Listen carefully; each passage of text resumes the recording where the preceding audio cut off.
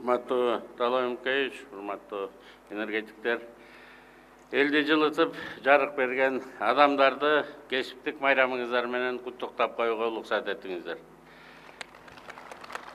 Урматтуу бүгүнкү иш-чаранын катышуучулары, мамлекет күчтүү болуш керек.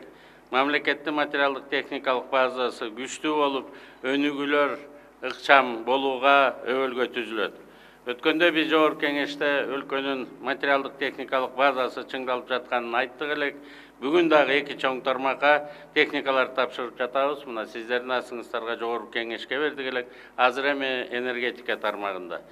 Сөзүмдүн алдында барыңыздарды президентибиз Жапаров Садыр Нуркожоевичтин атынан, жалпы министрлер кабинетинин атынан жана өзүмдүн атымдан энергетика кызматкерлеринин кесиптик майрамы менен жана жаңы техникалуу болушуңуздар менен, ошондой эле алдыда келе жаткан жаңы жылыңыздар менен чын жүрөктөн куттуктайм.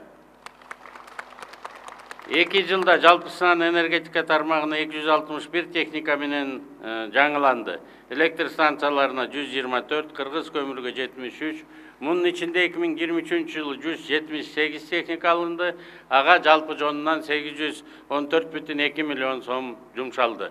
2024 жылга 1 миллиард сомго дагы 252 спецтехника сатып алууну планга койдуңуздар, сөзсүз ишке ашырыңыздар. Мага келген маалыматтар боюнча бүт райондор 52 бригадалык машина менен камсыз болду. Эми энерговооруженность эмне экенин сиздерге түшүндүрбөй эле коеюн, бирок сиздер ыкчам иштеп, сиздерге жакшынакай шарт түзүп берүүгө биз мындан ары да колубуздан келген аракетти жасай беребиз. Бүгүнкү күн ички дүң продукциябыз 1 триллиондон сомдон ашты. Бюджетибиз мына жылдын аягында буюрса 577 миллиард сомго чыккан турат. Өлкөнүн өнөр жай тармагында ири заводдор ачылууда. Демек мындан да көп электр энергиясы керектелинет. Энергетика секторуна бюджеттен 2024 жылга 74,9 миллиард сом жумшалат. Анын ичинде энергетикалык компанияларды капиталдаштырууга 55,8 миллиард сомду карайбыз да бюджеттик мыйзамга бекитип алдык. Мындай ири суммада каражатты бөлүүнүн мааниси биз азыр энергия сектордагы 130 миллиард сомдук ашык карызды өкмөт өзүнө алып, энергетикалык компаниянын уставдык капиталын көбөйтүп берип жатабыз. Бул энергия секторунун абалын кескин жакшыртууга жана жаңылоого жол ачат. Бул каражаттар сиздерге уже сезиле баштаганы мына бүгүн дагы айгинеленип турат. Иштин натыйжалары дагы жакшы. Салынбаган ГЭСтер салынып, 7000 мегаваттык ири долбоорлор башталууда. Камбар-Ата 1 ГЭСинин ири курулушу башталып жатат. Экинчи этабына өтүп атабыз. Токтогул ГЭСинин реконструкциясы 2025 жылы бүтөт. Өмүрү дагы бир 40-50 жылга узарат. Быйыл экинчи гидроагрегатты жаз алды менен баштап, күзгө чейин өз убагында ирети менен бүтүрүп алдыңыздар.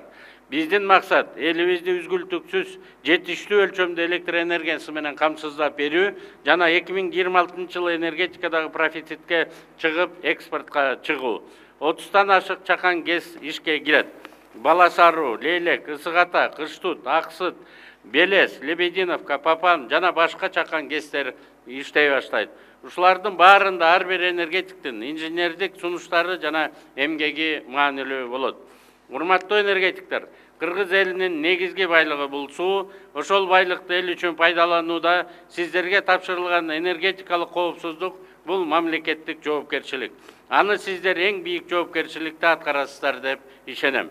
Алган техникаңар ак жолтой болсун, элибизге көпкө кызмат кылсын, жаңы жыл жаңы жетишкендиктердин жылы болсун, бар болуңуздар, бай болуңуздар, бактылуу болуңуздар.